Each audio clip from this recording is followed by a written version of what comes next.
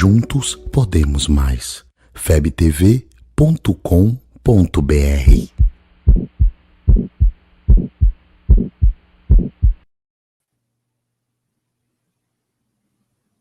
Boa noite, estimados amigos, irmãos, aqueles que nos acompanham pela FEB TV, costumeiramente na nossa programação, que terá nesta noite algo um pouquinho diferente. Registramos aqui inicialmente a ausência do nosso Leonardo, mas ele estará brevemente de retorno e estamos cooperando, né, nesse programa, bem como no próximo programa, quando estaremos abordando a questão da juventude espírita e movimento espírita. Então, nosso boa noite a você, nosso boa noite aos nossos convidados, né? Nossos convidados importantíssimos, gente de peso no movimento espírita, né? A nossa irmã Miriam, diretora da área de infância e juventude pelo Conselho Federativo Nacional da Federação Espírita Brasileira, e o nosso irmão Gabriel Salum. Nós gostaríamos, inicialmente, de dizer a você que nos acompanha pela FEB TV, pelo Espiritismo Net, pelo canal do Horto de Damasco, pela Web Rádio Amigo Espiritual, pela Rede Amigo Espírita e pela Web Rádio Fraternidade, que este é um programa da Federação Espírita Brasileira. Vamos inicialmente dar aí a rodada dos cumprimentos e pedimos inicialmente a nossa Miriam, posteriormente ao Gabriel, para se dirigirem aos nossos espectadores. Queridos amigos, nossa gratidão por participarmos desse momento e com uma temática tão especial que nos toca o coração diretamente, que é a nossa juventude espírita, pelos laços da evangelização, e o movimento espírita pelos laços da unificação.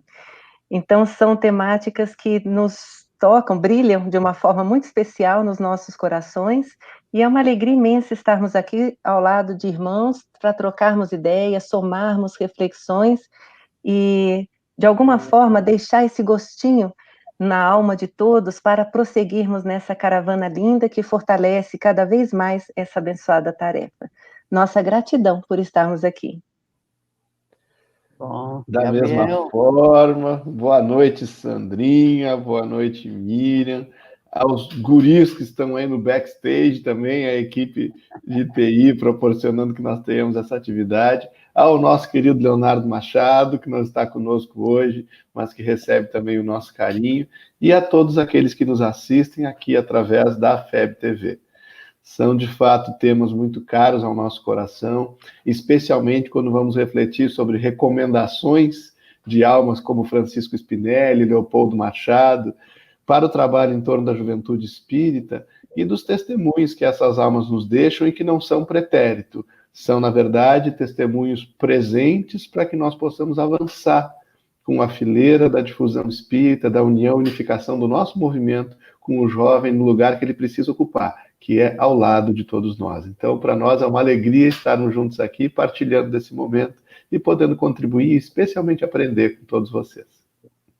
Ok, exatamente. O nosso programa sempre escolhe um autor, especialmente, pode ser um espírito que psicografou alguma coisa, um pensador, um trabalhador, e realmente é sempre essa ideia que você traz, né? De entender que esses grandes nomes do nosso movimento espírita, eles não são passados, na verdade, eles trazem uma contribuição permanentemente atualizada, e nós precisamos aprender, não é? Hoje, então, dia do professor, não é isso? Lembramos o nosso Guimarães Rosa, quando diz que mestre não é só aquele que ensina, mas é aquele que, de repente, aprende. Então, nós estamos em aprendizagem permanente com essas figuras, hoje de maneira especial, com as figuras do Francisco Spinelli e do Leopoldo Machado, mas aqui no meio aparece também um ou outro colaborador, um ou outro nome, e a gente vai agregando esses nomes, não é isso? Para poder conversar e trazer a todos nós boas reflexões. Mas nós gostaríamos de iniciar, lembrando que o mês de outubro é um mês recheado, né? É um mês recheado. Começa logo com o nascimento de Kardec, né? Então, 3 de outubro, está aí boa parte das instituições sempre evocando a figura do codificador no Brasil, fora do Brasil. Nós andamos um pouquinho e nós vamos encontrar exatamente aí a nossa celebração do Pacto Áureo, né? A grande conferência, e o Lins de Vasconcelos nos oferecendo esse termo, que é muito importante para que nós compreendamos essa necessidade, já enfatizada aqui, da união, da unificação e dos esforços que deveremos empreender nesse sentido, e 9 de outubro, né, que representa, na verdade, duas situações, ou dois eventos importantíssimos. Primeiro, o Alto de Fé em Barcelona. Né? Então, nós vamos encontrar um momento de perseguição, a divulgação das ideias espíritas na Espanha, a intolerância, a queima dos livros, né, que o Alto de Fé, naquela época, era a queima exatamente dos livros, em torno de 300 opúsculos, livros e assim por diante. E temos exatamente porque foi uma maneira de mostrar essa necessidade da divulgação do Espiritismo, nos dizia, em conversa pessoal, o nosso querido e ex-presidente Francisco Thyssen, a data 9 de outubro foi escolhida a propósito.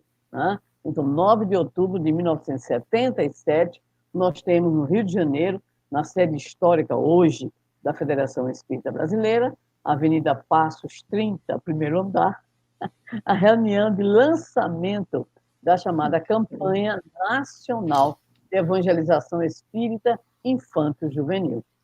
Essa campanha ela nasce de uma inquietação, em especial em meados da década de 70, e instigada essa inquietação por nada mais, nada menos do que a Federação Espírita do Rio Grande do Sul. Então, foi a Federação Espírita do Rio Grande do Sul que faz a instigação, é constituída, né, uma comissão, é realizada uma grande reunião e, finalmente, nós temos a proposição para dinamizar o trabalho da evangelização e para tentar responder algumas questões que foram apresentadas, levantadas desde aquela época, em relação a algumas dificuldades, a alguns desafios, nós vamos ter, então, o lançamento da Campanha Nacional de Evangelização Espírita Infanto Juvenil, posteriormente passa a ser Campanha Permanente de Evangelização Espírita Infanto Juvenil. Não é isso? Então, nós estamos no mês de muitas celebrações. Para completar, hoje, dia 15 de outubro, Dia do Professor. Não é isso? Então, estamos muito felizes com esta oportunidade, lembrando que todos aqui somos militantes da área pedagógica, com título ou sem título, né? Com cursos de pedagogia, de licenciaturas ou sem, mas tanto a nossa Miriam quanto o nosso Gabriel são evangelizadores, essa também, quem vos fala aqui. Então, nós somos todos educadores. E se nós usarmos a expressão muito feliz de Amélia Rodrigues, quando ainda encarnada na Bahia, ela dizia: somos todos educadores uns dos outros, pelo que falamos e pelo que fazemos. Então, vamos celebrar, não é isso? Então, nós vamos começar aí conversando com o nosso querido Gabriel, né? Querendo saber, e aí, nessa contribuição tão extraordinária que o Rio Grande do Sul nos tem trazido na área de evangelização, o que é que você poderia nos falar em torno, principalmente, da figura do Spinelli, mas nós sabemos também de outras figuras importantíssimas nessa história da evangelização. Sabe, Sandra, Miriam, amigos, nós conhecemos, e muito provavelmente aqueles que nos assistem conhecem muitos textos, inclusive mensagens ditadas por Spinelli através de mediunidades confiáveis, como a de Divaldo Pereira Franco, mas nós vamos buscar sempre a mensagem da vida dessas almas. E ficávamos a refletir, além do planejamento reencarnatório do nosso Spinelli, que nasce na Itália e vem para o Brasil ainda menino, de onde esse compromisso tão especial que ele sempre demonstrou com a evangelização da infância e da juventude. E Spinelli, criança, atravessa uma realidade muito difícil, Sandra, porque o pai veio primeiro para o Brasil, com aquela vinda difícil dos imigrantes à época, buscando sobrevivência, buscando sustento. Quando ele chega no Brasil, menino, já com a mãe, tempos depois, o pai já havia constituído uma outra família. E ele, então, passa por esse abandono paterno, essa dificuldade toda, né? E numa infância muito pobre, muito difícil também, e vai conhecer na juventude a doutrina espírita, porque o sogro era espírita e assinava o Reformador, a revista Reformador da FEB. E ele lia o Reformador para aprender a língua portuguesa. E não só aprendeu a língua portuguesa, como aprendeu e se encantou com a doutrina espírita. Então, nós queremos crer que justamente essa infância difícil e essa juventude tocada especialmente pela doutrina espírita, ali migrando já para a idade adulta, trouxeram a essa alma que já reencarnou de certo comprometida com isso, um compromisso muito especial. E destacando alguns fatos assim do empenho de Spinelli, aquela época em que se construía o Pacto Áureo, em que se dialogava nacionalmente em torno da união e do nosso movimento espírita nacional de uma forma muito especial, aqui no Rio Grande do Sul, Spinelli era vice-presidente da FERGS. E foi em 1948, enquanto ele ainda era vice-presidente da FERGS, que ele próprio conduziu a inauguração simbólica das escolas de evangelização espírita infanto-juvenis. Foi em 1º de maio de 48 que ele fez isso aqui no Rio Grande do Sul, como vice-presidente da FERGS, conduzindo essa tarefa, né? E aí, logo depois disso, no ano seguinte, se tem a criação do Serviço de Evangelização e Orientação Educacional das Gerações Novas. Olha que nome bonito, né? Era um serviço de evangelização e orientação educacional das gerações novas. Eles estavam preparando efetivamente a implantação dessa tarefa. Isso acontece entre 48 e 49. E aí eu quero fazer um primeiro destaque, porque eu sei que a gente não esgota jamais o que vai falando dessas almas, né? Mas para ir contribuindo para o nosso diálogo, algo que nos chamou muito a atenção. A estratégia que Spinelli utilizou para sensibilizar as lideranças espíritas à época para a implantação dessa tarefa. Ele visita os centros espíritas e descreve, isso está descrito lá na revista Reencarnação, que como parte da implantação desse setor, aí, desse serviço de orientação às gerações novas, ele visita as instituições que eram vinculadas à federação na época, eram menos de 150, mas ele visita levando jovens junto com ele. E se hospeda ele, os jovens, na casa dos companheiros, dormem no chão. Mas ele faz uma visitação de centros espíritas com jovens, ou seja, muito, né, Miriam, naquele entendimento que nós temos hoje do conceito de protagonismo juvenil, que é estar ao lado, que é fazer com, né, é oportunizar e orientar ao mesmo tempo. Ele vai com os jovens visitar os centros espíritas e preparar o início ou o avanço dessa tarefa aqui no nosso estado, que vai se desdobrando depois pelos anos seguintes, né? Nós temos ali em 1950 já a criação de um primeiro opúsculo, que era o programa de ensino para as escolas do Evangelho, segundo a doutrina espírita, aí na FEBS-FN, vejam como isso tudo vai se conectando, né? Vamos ter um curso de evangelizadores vindo alguns anos depois, já em 1955, aí com uma população um pouco maior de trabalhadores dessa área, e tudo mais que vai se desdobrando, e a história que nós todos conhecemos, sobre a qual vamos falar hoje. Mas eu queria, Sandra, destacar esses dois fatos, inicialmente, da trajetória do nosso Spinelli. Primeiro, a sensibilização provacional de uma infância difícil, né, marcada pela vulnerabilidade, pela superação, por cruzar os mares para ser espírita no Brasil, compreendendo, então, essas noções de união e de unificação que não têm fronteiras. E depois disso, tendo conhecido a doutrina espírita, se apaixonou pela evangelização de infância e juventude, e ele próprio foi liderando ações dessa natureza aqui no nosso estado, desde o início, colocando jovens ao seu lado. Protagonismo juvenil e visão de futuro. Nós vemos uma mensagem do Spinelli que está no livro Crestomarquia da Imortalidade, e para a gente ver como ele tem, de fato, essa pegada, como você coloca, em relação à importância da evangelização, ele vai dizer assim: o coração da criança é o solo, veja bem, é o solo a cultivar, eivado de dificuldades. Arroteemos o terreno à nossa disposição, adubemo-lo e atiremos nele as sementes do Evangelho. Jesus fará o resto. Eu acho ótimo, né? É Jesus demais, fará o né? resto. Agora, Gabriel, ainda em relação a todo esse início aí importante, lembro dos relatos da nossa irmã Cecília Rocha, né? Que certa feita estava na sede da Federação Espírita do Rio Grande do Sul, onde recebia os evangelizadores, ela em uma equipe, a Diná, outros companheiros, Isso né? mesmo. E Isso mesmo. disse-nos, relatou-nos, ela, outras pessoas também estavam presentes, e um belo dia ela ficou pensando assim, mas como é que pode, né? O evangelizador da capital, de Porto Alegre, tem esse plantão, tem tudo, e o evangelizador do interior. Ela disse que aquilo a fez sofrer muito. Nesse momento aparece na tela mental dela uma faixa, e essa faixa dizia assim: curso de formação de evangelizadores. E aí, o que é que você me diz aí da nossa Cecília nessa operacionalização desses ideais do Spinelli e de outros companheiros? O que é que você me diz?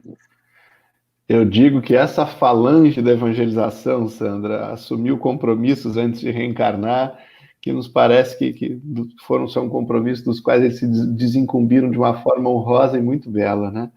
A Cecília também, uma alma visionária, comprometida, trabalhou muito ao lado do Spinelli, e depois no Brasil todo com isso tudo, e essa visão dela resultou no nosso primeiro curso intensivo de preparação de evangelizadores espíritas, que foi feito na capital, mas que contou, lá em 1955 aconteceu isso, com 55 evangelizadores de todo o estado do Rio Grande do Sul.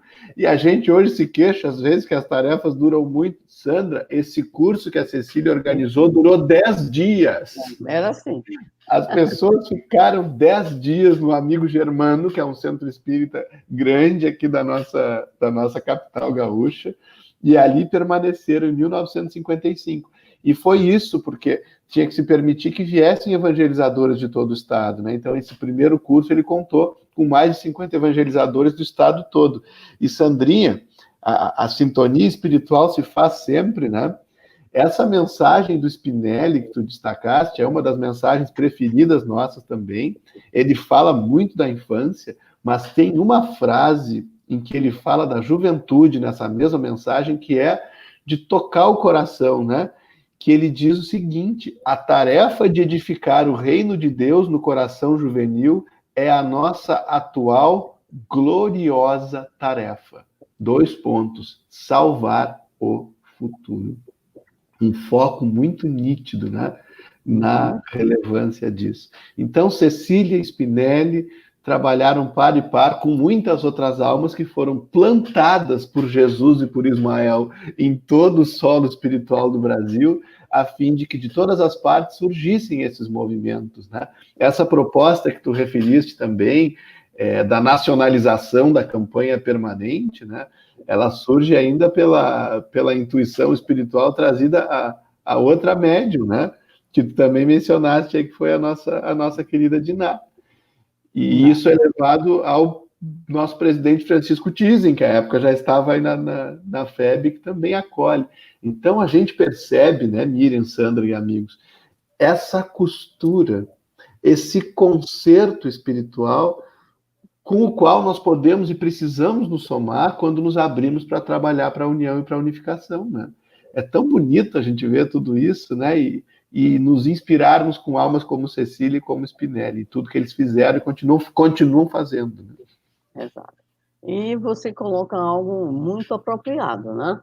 Da mesma forma que o Arthur Conan Doyle dizia que para chegarmos à qualificação do espiritismo houve uma invasão organizada, né, para provocar aqueles fenômenos, nós podemos afirmar, né, data vênia, qualquer entendimento diferente, que há também, por esse período, um verdadeiro contingente de trabalhadores que vão, né, desenvolver essa tarefa a da infância bem um pouquinho antes, né?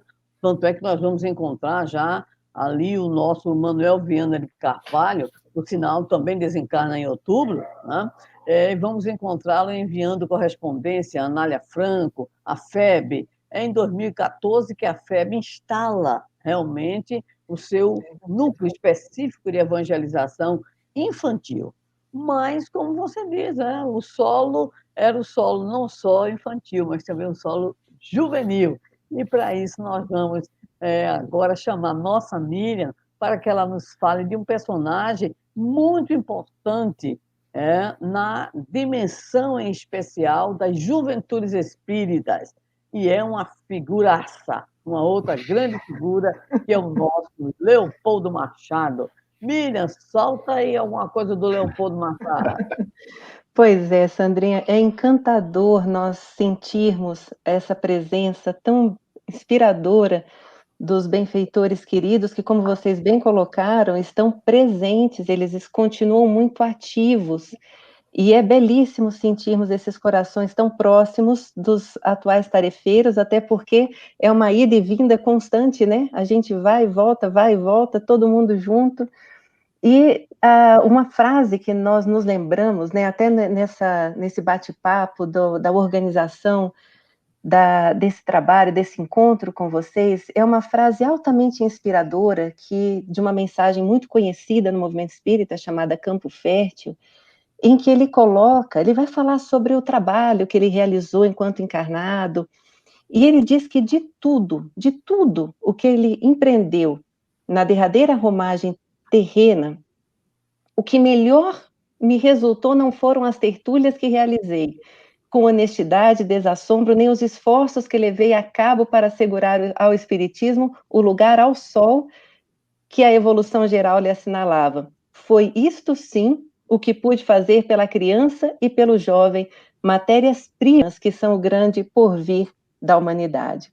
Essa frase, queridos, que a gente compartilha com vocês nessa introdução, nos toca de uma forma muito bonita, porque é a visão de Leopoldo Machado e o valor que ele realmente traz para a infância e para a juventude como ações estratégicas para o movimento espírita. Então é gostoso, é muito bonito nós percebermos as ações inspiradoras de Leopoldo Machado nesse grande investimento. Então não é à toa que mesmo como jornalista, como romancista, como professor, ele inaugura escolas de alfabetização, albergues, e ele investe realmente na criação de mocidades espíritas e no trabalho da evangelização como um todo. É belíssimo a gente perceber a personalidade de Leopoldo Machado, e quando a gente fala dessa figura, desse personagem da nossa história do movimento espírita, muito mais do que o currículo do Leopoldo Machado, o que nos toca mais diretamente são as características da sua personalidade forte e entusiasta. O que me toca mais diretamente, inclusive, é o idealismo de Leopoldo Machado, porque ele realmente é um idealista em duas frentes. A frente da educação, e por isso ele investe realmente na perspectiva da criança e do jovem, e o idealismo voltado à unificação do movimento espírita, e por isso investe no Pacto Áureo, investe nessa visão de pátria. Ele tem um amor à pátria que é algo contagiante. Então, esses elementos da personalidade... Oi, Sandrinha? Um detalhe, o colégio que ele funda, o Colégio Leopoldo, existe até hoje, viu? E isso é um real investimento, é um real legado, né? Então, Leopoldo Machado, de fato, deixa um legado para a humanidade que vai para além das estruturas físicas e do trabalho. Ele deixou um ideal, até porque ele tinha uma certeza de propósitos. Ele não tinha medo, ele defendia a doutrina espírita de uma forma lindíssima, utilizando as palavras de uma forma magistral e conduzindo a partir do seu envolvimento, do seu entusiasmo, da sua alegria e da sua convicção de que esses seriam os caminhos para o próprio movimento, que ele adentrou e com muito amor desenvolveu todos os trabalhos da Caravana da Fraternidade, também deixando ali esses pontinhos de luz pelo Brasil inteiro. E eu acho que esse, Sandrinha, é um registro muito legal, e Gabriel, nós percebemos que essa invasão organizada que você colocou, Sandra, é uma invasão linda, que é como se fossem estrelas no solo terreno, né? É como se fossem pontos de luz espalhados pelo Brasil inteiro. Então, quando a gente vê, né, Bezerra no Ceará, Meimei, né, em Minas, os nossos irmãos do norte, do centro, então a gente começa a identificar que é uma rede. E foi um trabalho muito bonito quando a campanha foi implantada, porque foi um trabalho coletivo, foi um trabalho de equipe. Então, a dona Cecília, Maria Cecília Paiva, que era a vice-presidente na época, ela agregou companheiros do Brasil inteiro para fortalecer essa visão cultural, da diversidade, do apoio mútuo, foi buscando materiais que cada um já tinha produzido, inclusive parênteses, recentemente a gente estava organizando alguns acervos, alguns arquivos, e encontramos materiais riquíssimos desse momento histórico, que era quando foi, assim, o que o Brasil está fazendo sobre essa tarefa? E aí foi juntando experiências lá do Amazonas, de Goiás, do Distrito Federal, foi bonito esse processo de construção. E aí a gente consegue identificar os propósitos coletivos e que garantem essa legitimidade da ação evangelizadora. Hoje, acho que até a força dessa ação evangelizadora hoje, né? E belíssimo, porque Leopoldo traz esse cuidado, traz esse ideal que realmente nos toca de uma forma muito bonita. A nossa juventude espírita hoje se sente protegida, né, acolhida, como se tivesse um patrono ali, entre aspas, mas envolvendo a nossa juventude por meio do nosso Leopoldo Machado. Muito, muito bonito a gente identificar isso. Tem um trecho que ele aborda e que particularmente me toca, ele tem vários escritos, né? E quando ele vai falar da educação, tem um momento que ele fala da educação perfeita, né? Que educação é essa? Ele parte de umas reflexões de por que o mundo, sabendo de tanta coisa que sabe hoje, por que ainda está triste? Por que ainda sofre? Por que não se encontrou? E aí ele começa a fazer as teses, né? Como um bom jornalista, ele vai colocando ponto por ponto e contra-argumenta, e aí ele chega a um ponto belíssimo dessa tese que ele apresenta, que ele inclusive apresentou num congresso, que foi um congresso de comunicação, né, Sandrinha, salvo engano, e ele vai falar exatamente da importância da educação perfeita, e essa educação perfeita, ela só se consolida com a fé e a razão juntas, que não haveria possibilidade de investir numa de forma desconectada da outra, que a fé ajuda exatamente nessa organização das leis morais, enquanto a razão auxilia na organização das leis materiais, e que elas deveriam convergir e não se contradizer. E por isso, carinhosamente, ele chama de irmãs gêmeas. A fé e a razão são irmãs gêmeas, não podem ser ali separadas, elas precisam ser nutridas juntas nesse propósito de crescer, né? E de dar sentido à vida, de dar propósito. Por isso que ele ama muito esse processo educacional e nos favorece exatamente esse sentido, né, Sandra?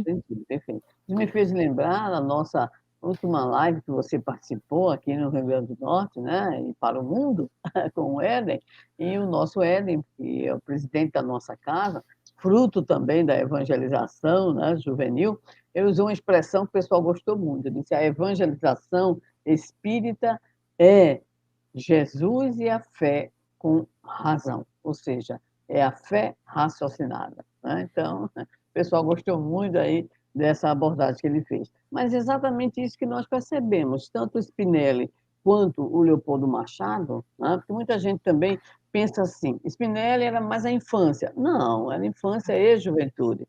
Leopoldo Machado era só juventude. Não. Então, ambos trabalharam com infância e juventude. Mas vamos aqui dar uma pensada na questão que todos dois têm uma preocupação, né? Tiveram uma preocupação muito importante, que é a questão do protagonismo, né? O protagonismo que tantos têm falado. Então, vocês dois aí, num bate-volta, volta e bate. O que é que vocês me dizem sobre, em especial, o que é esse protagonismo? Como é que vocês veem esse protagonismo? Como os dirigentes espíritas e como os evangelizadores de juventude espírita podem promover, enfim, dinamizar essa necessidade de futuro, mas que começa agora. Uhum. Vamos lá, Gabriela. Eu? É tu. Então tá bom. Sandra, Miriam, eu queria destacar, entrando nesse ponto, mas antes destacar uma questão que também nos chama muita atenção. Leopoldo Machado e Spinelli, ao mesmo tempo em que eles engendravam essas ações, dando contribuições significativas para a evangelização de infância e juventude, eles costuravam, contribuíam para o processo nacional de unificação do movimento espírita brasileiro. Isso acontece na mesma época. Perfeito, na mesma época. Viajaram juntos, inclusive. Viajaram juntos, eram muito amigos. Leopoldo Machado publicava relatórios e impressões dele aqui na revista no Rio Grande do Sul, na Reencarnação também. Então, eles foram criaturas que contribuíram para a unificação, para o Pacto Áureo, mas com a visão de que tudo isso precisava se fazer acompanhar do trabalho com a infância e com a juventude, né? Então, se nós pudéssemos caracterizar essa dupla querida, que de certo não nos desassiste aqui nessa hora, né? Nós poderíamos dizer infância e juventude e unificação. E divulgação. E divulgação. Isso mesmo. E com isso eles foram nos trazendo noções muito importantes acerca do protagonismo juvenil. Parece-nos que essa é uma compreensão que vem se alargando cada vez mais, porque a lei é de progresso, né? Nós nunca podemos olhar para o nosso movimento espírita sem as lentes da doutrina espírita. Então nós temos avançado década após década, ano após ano, sem solução de continuidade, porque quem rege essa grande orquestra não somos nós, né? Então nós vamos perceber o seguinte: hoje se pode compreender o protagonismo juvenil como sendo a única forma sustentável de provermos a qualidade, o crescimento do nosso movimento espírita e da própria difusão espírita. É compreendermos o fundamento doutrinário disso, Sandra, na geração nova que está estudada em A Gênese, compreendermos que nós temos hoje, nas nossas salas de evangelização, almas que vão encontrar talvez a última oportunidade de reencarnação na Terra, porque se mantêm mais conectadas com valores ainda muito materialistas, mas também temos aqueles que vêm para impulsionar o progresso muito especialmente e vão se reencontrar com o Evangelho de Jesus, mergulhados na carne, na evangelização infanto-juvenil. Nós precisamos olhar e valorizar essas criaturas, compreendendo que eles vêm para dividir a fileira conosco, jamais dispensando a nossa orientação, a formação permanente, o treinamento, né, a orientação cuidadosa, que é o papel do evangelizador como jardineiro, mas também não protelando a tarefa do jovem para um futuro tão distante, em que nós já o teremos perdido algumas vezes para o materialismo do mundo, ou teremos nós mesmos claudicado na exaustão e na sobrecarga de tarefas, sem considerarmos que quando nós dizemos a seara é grande, Senhor, envia-nos os ceareiros, ele manda o jovem, né? E quando o ceareiro vem e o jovem está ali, a gente tem que olhar para ele e dizer, bom, você é forte fisicamente para carregar a cadeira? É. Mas você é forte intelectualmente para aprender espiritismo, e você é forte emocionalmente para educar sentimentos, e você é forte espiritualmente, se cuidarmos de você, jovem, para partilhar conosco a semeadura hoje. Então essa é a visão que o nosso movimento vem desenvolvendo cada vez mais no protagonismo juvenil. Trabalhar com, não é entregarmos coisas prontas, não é fazermos para o jovem, menos ainda fazermos sem o jovem, é fazermos com o jovem, respeitando sempre, porque as pesquisas que inclusive foram consolidadas no nosso documento, Orientação à Ação Evangelizadora Espírita na Juventude, Subsídios e Diretrizes do nosso CFN, nós temos ali uma base de pesquisa, uma base doutrinária, né, e teórica, que nos demonstra a precocidade da nossa juventude. nos mostra o jovem com ocupações e preocupações cada vez mais próximas do adulto, e também com propensões e afinidades com tarefas espíritas mais específicas, como é o caso da própria evangelização, da comunicação social espírita, da assistência e promoção social espírita. Então, também nós temos que tomar esse cuidado de não compreendermos o protagonismo juvenil como uma grade cartesiana em que o jovem deve se encaixar de acordo com as nossas concepções. Nós também temos que ter a disposição de evoluir nos nossos paradigmas, na nossa forma de trabalhar, na nossa metodologia, de termos a flexibilidade que permita, Sandrinha e Miriam e amigos queridos, que permita a solidariedade entre as gerações, né, em que haja o respeito e o aprendizado mútuo. Também temos no protagonismo juvenil, nos parece, esse ingrediente, né? E já falei aqui até demais, vou deixar para a Miriam, que entende disso. Sobrou alguma coisa? Vamos lá. Mas é gostoso. Sabe a frase que melhor define protagonismo juvenil, sob o meu ponto de vista? É a própria canção do Leopoldo Machado, sempre ombro a ombro, sempre lado a lado. Vamos trabalhar com muita alegria, pelo espiritismo mais cristianizado, pela implantação da paz e harmonia. Esse trechinho da música Alegria Cristã de Leopoldo Machado, para mim é uma definição sublime de protagonismo juvenil. É ombro a ombro, é lado a lado, é junto, é uma relação de confiança e de investimento. Confiança, em especial, nas potencialidades, naquilo que realmente se traz para investir na própria tarefa. Então, é uma ação bonita. O protagonismo juvenil é uma ação conjunta, e como falou muito bem o Gabriel, de proximidade de gerações, e não de concorrência, ou de afastamento, ou distanciamento. É uma relação que implica cooperação. É uma ação cooperativa. Então, protagonismo juvenil, nessa concepção, é exatamente trazer para perto e investir. Porque não se trata também entre aspas, do delargar. Então, vamos fazer juntos, porque para isso a gente precisa de uma formulazinha mágica que a gente brinca, que é o O mais O igual a TB, né?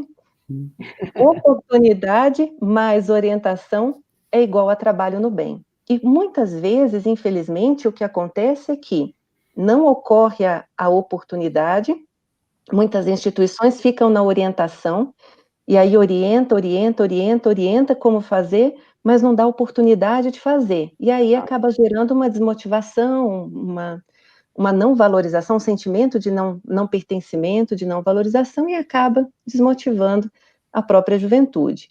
Mas também, às vezes, ocorre o contrário. Oferece a oportunidade, mas não orienta. E aí, muitas vezes, também expõe precocemente o jovem, a tarefa, o trabalho, então fica ali também uma situação que não é adequada.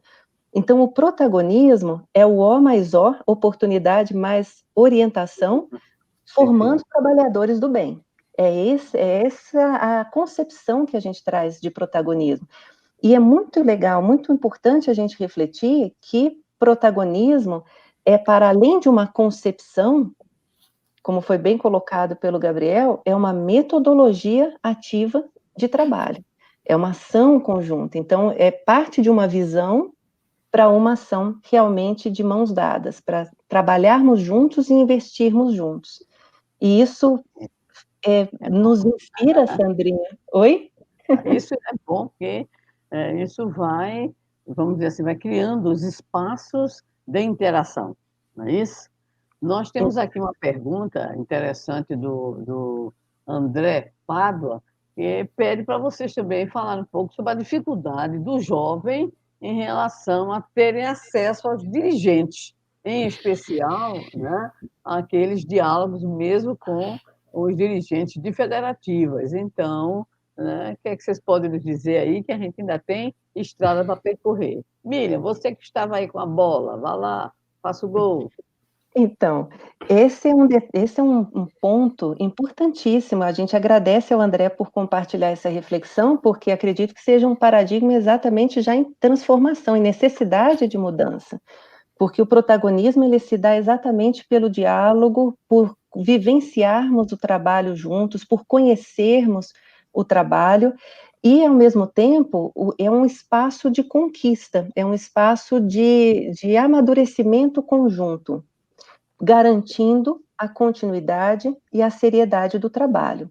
Então, um ponto que é importante, que muitas vezes gera dúvida no movimento espírita, e às vezes até alguma resistência, algum medo, é muitas vezes associar protagonismo juvenil com um cargo. Então, assim, o protagonista, o jovem protagonista é aquele que está com o cargo de coordenador, o cargo de diretor, o cargo... Muitas vezes a gente viu diálogos nesse sentido, e o ponto que nós chegamos é que cargos, funções, eles são consequência natural de corações idealistas que trabalham por um propósito, mas não é a nascente que está no coração do jovem realmente envolvido no amor à causa. Então, o propósito do protagonismo, toda essa ação voltada ao protagonismo, ela implica um trabalho de ação conjunto, de compreender a tarefa, de amar a causa, de amar a casa, de amar a doutrina espírita e de amar o movimento espírita. É um amor legítimo, é um amor que está na fonte, no coração.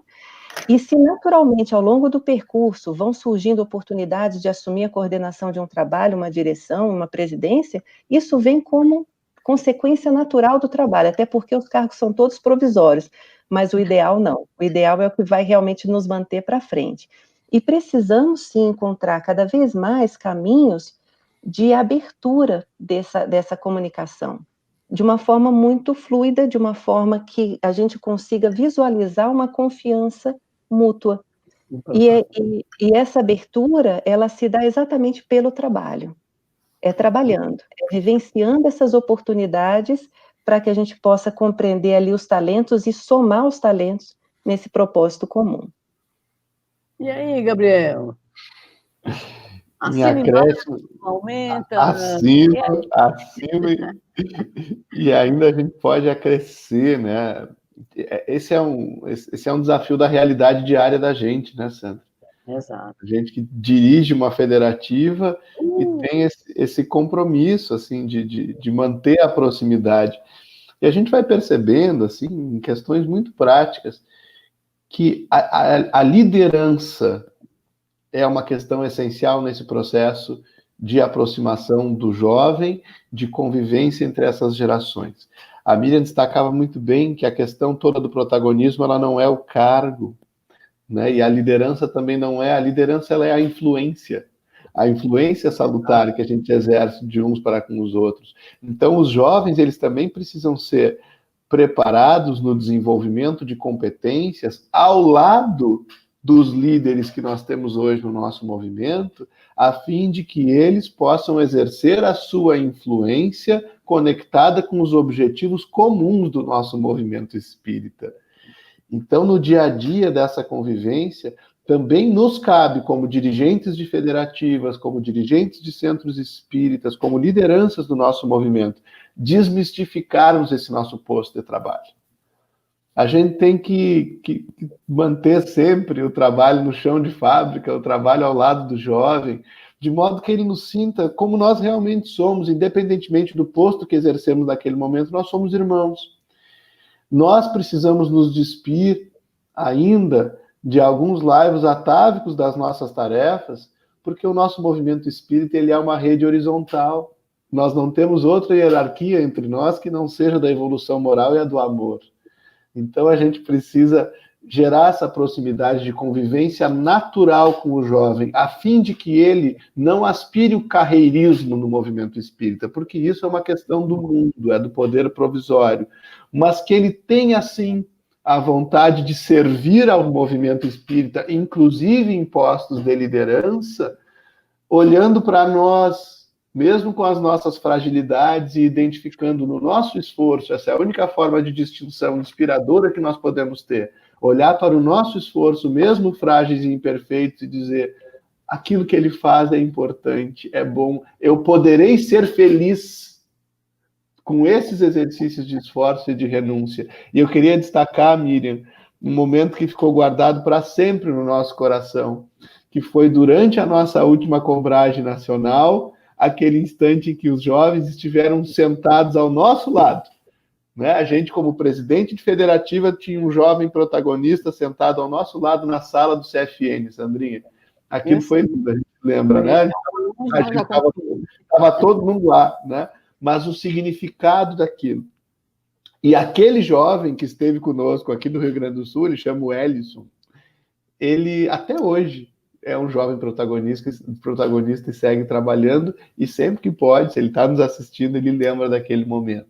Então tem forma sim, essa metodologia ativa que a Miriam refere, tem formas. A gente precisa construir espaços de convivência de lideranças e jovens. Jovem tem que visitar, sim, e participar de pauta de reunião de conselho, sempre que isso é possível, que ele se prepara para essa questão. Não é o poder do mundo, mas ele pode ir observando e desmistificando o trabalho, não fica assim tão distante, né? E uma última questão aqui para a gente destacar. O jovem é muito criativo, então ele gosta muito de dar ideia, mas tem o desafio de não se responsabilizar, às vezes, pela ideia que dá, até a sua execução no fim. E é nessa lacuna que, às vezes, esse ranço de alguma dirigência, de alguma liderança, diz, mas o jovem não é responsável, então eu não posso entregar a tarefa para ele, o que também não é uma verdade. Então, nos cumpre envolver o jovem no planejamento, na execução e na avaliação de todas as tarefas. Isso propicia o amadurecimento e estabelece um processo de confiança entre jovem e liderança, que vai tornar natural e profícuo esse convívio. Eu acredito que Miriam, Gabriel e aqueles que nos ouvem, né, nos acompanham, a expressão que foi colocada aí recentemente por vocês, por um de vocês. É muito mais um encontro de gerações, né? Então, não é um conflito de gerações. Nós vivemos conflitos no próprio movimento espírita, né? Pessoalmente, vivi, né? Mas nós vamos caminhando e, como o Gabriel colocou muito bem, nós vamos ampliando, o momento é outro. E a Miriam coloca uma coisa muito importante, é oportunidade, mas é orientação também. Né? Então, muita gente diz assim, não, o jovem é promessa. Não, o jovem é realização. Olhando um pouco a história dos nossos jovens hoje, grandes vultos do espiritismo, eles eram muito jovens quando começaram a ser protagonistas. Então, o nosso Chico era muito jovem, o nosso Divaldo era muito jovem, o nosso Raul era muito jovem, o nosso Alberto era muito jovem, né? E muitos de nós começamos muito cedo para mostrar que nós não somos só promessa, nós somos também realização. Agora, a realização, como qualquer processo de trabalho em conjunto, isso tudo reclama o quê? Formação, acompanhamento, e Gabriel colocou algo muito importante, não apenas o planejamento, né? Mas é a execução, é a avaliação, para que sejam desmistificados, inclusive, alguns rótulos, tanto em relação aos mais velhos, como em relação aos mais jovens. Né? Então, a convivência, são os espaços, né, Miriam, que a gente fala tanto. São esses espaços de convivência, inclusive na casa espírita e no movimento espírita, isso vai, consequentemente, auxiliar bastante esse processo de encontro de gerações. Mas vamos caminhando, porque o tempo ruge, o danado do relógio não para, ele é terrível. Eu gostaria de fazer uma perguntinha ao Gabriel, e a Miriam também, mas bem específico ao Gabriel. Ora, a gente fala da necessidade do jovem não ser apenas aquele que tem o arrobo, né? O entusiasmo. Ele tem que ter uma fundamentação doutrinária. E eu sei que você, Gabriel, gosta muito da questão do jovem leitor. No nosso ENEINGE, no nosso Encontro Nacional de Evangelizadores da Infância e da Juventude, você trabalhou nessa perspectiva. E a Miriam é uma defensora realmente do livro espírita, né? Da literatura espírita, do estudo. O que é que vocês me dizem aí sobre essa formação do nosso jovem, tanto o jovem leitor, né, como o jovem que estuda através, inclusive, de todo o processo midiático que aí está. Só lembrando, né, que o nosso Leonardo manda um grande abraço, a nossa Beth Barbieri também aqui está conosco, ok? Vamos lá. Jovem, vai trabalhar? Sim, mas vai estudar, né, Neguinho? Vai ter que Ah lá. E aí, quem fala primeiro? Miriam. Quer que eu fale? Então vamos lá. Sem dúvida, Sandra, a questão do estudo é fundamental. E como a gente está aqui falando de dois personagens inspiradores, essa era uma das grandes preocupações de Leopoldo Machado. A falta de base doutrinária que poderia fragilizar a difusão doutrinária, o movimento espírita, a defesa das ideias espíritas quando fosse necessária. Então, Leopoldo Machado é um grande defensor do estudo do espiritismo mesmo, na sua fonte, estudando a codificação, as obras todas subsidiárias, mas realmente fortalecendo ali na base as convicções, né? Novamente retomando a fé e a razão ali juntinhas. E é por isso que a questão do estudo é tão importante com a juventude, o fomentar o hábito da leitura, o formar leitores, o jovem leitor. E nós temos, sim, alguns desafios, em especial na questão da linguagem, das diagramações. Hoje em dia a gente está num momento em que a nossa juventude, ela apresenta características de ter um acesso visual às informações, e normalmente por curto período de tempo, algo já mais enxuto, ou algo em forma de vídeo, ou é um flyer, ou é uma informação. Então, a própria dinâmica das redes sociais formou hábitos que estão muito ligados a uma rapidez no acesso à informação. E até também, e aqui é um perigo, isso aqui a gente estuda muito no campo das ciências humanas, da psicologia e da educação como um todo, o risco de uma superficialidade exatamente pelo dedo que passa rápido, se está com letra grande e é curtinho, eu leio, se não for, já passa para a mensagem inferior. Então, é uma característica dessa geração a busca de uma informação que seja rápida e compacta. E, ao mesmo tempo, a nossa doutrina espírita, ela não é superficial, ela é extremamente profunda, ela nos convida a um estudo realmente aprofundado.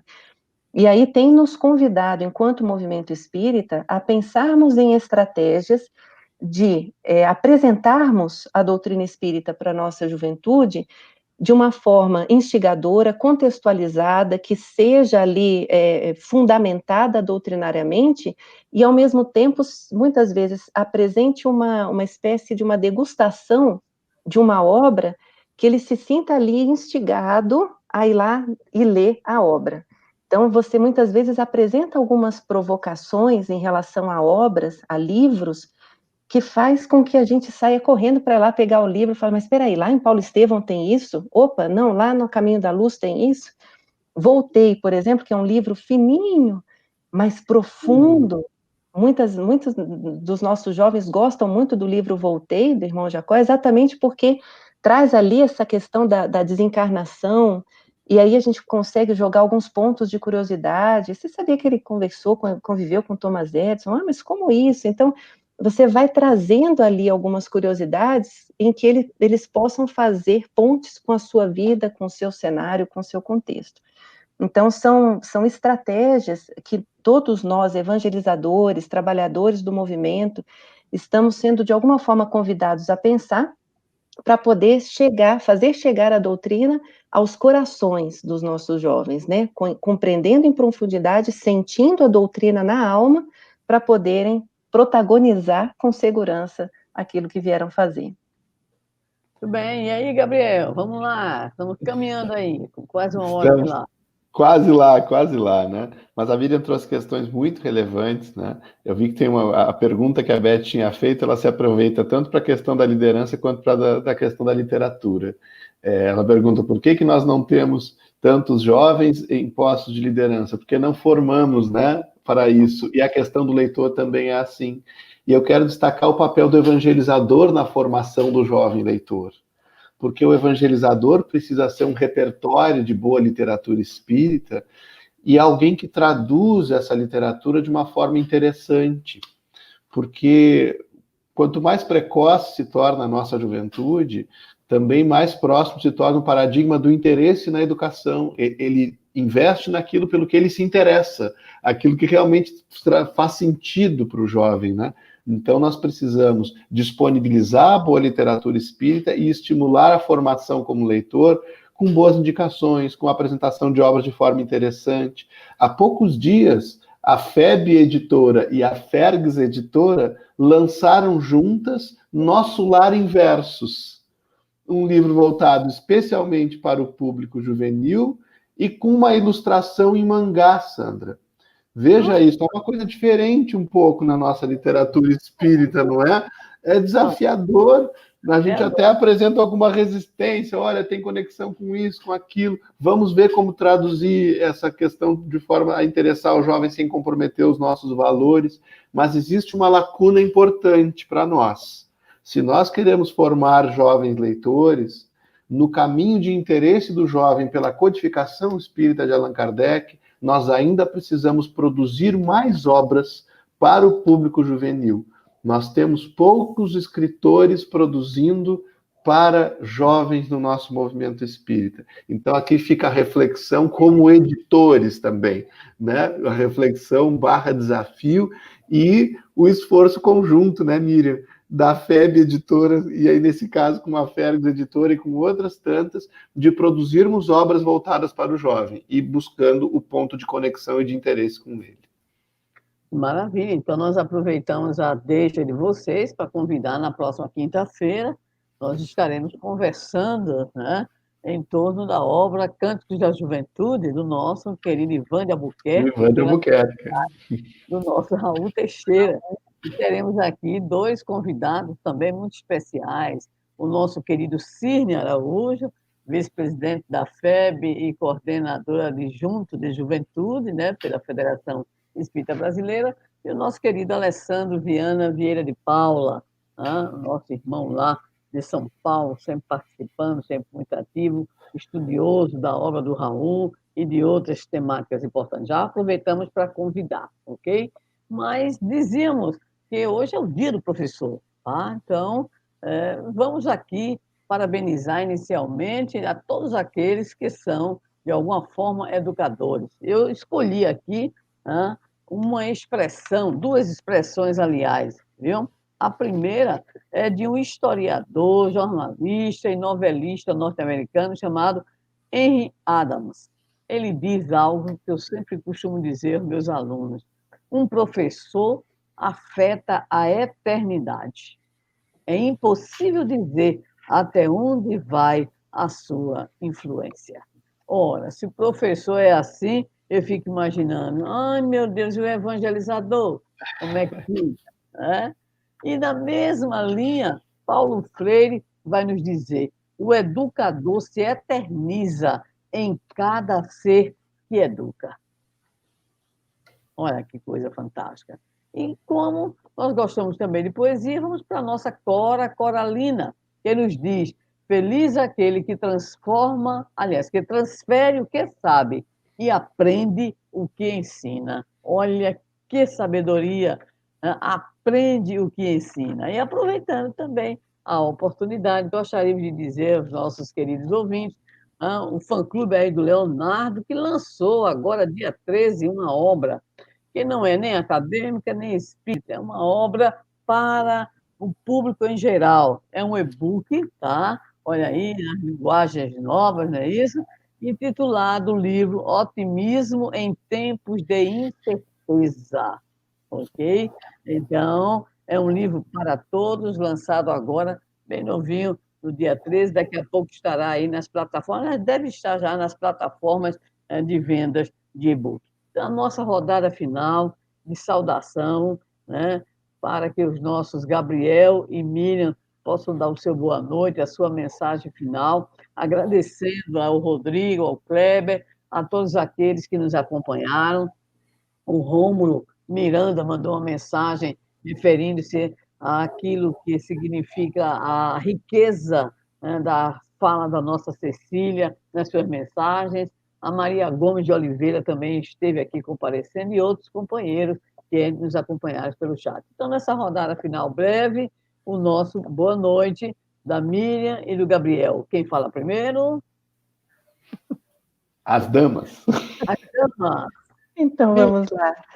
Queridos, o nosso sentimento de gratidão por esse bate-papo tão gostoso, agradecemos ao nosso Gabriel, nossa Sandrinha, a toda a equipe do Backstage, a todos vocês que estão nos assistindo aí com o coração aberto, e que a gente possa manter viva essa chama, essa alegria, para trabalharmos juntos, ombro a ombro, lado a lado, como nos diz Leopoldo Machado, e nessa marcha belíssima voltada à evangelização de corações, fortalecendo as nossas juventudes espíritas e fortalecendo esse trabalho belíssimo da unificação. E aí eu gostaria de encerrar essa minha fala de hoje trazendo um trechinho da frase de Leopoldo Machado, numa mensagem lindíssima que a gente gostaria muito que vocês conhecessem, que fala sobre o som da corneta.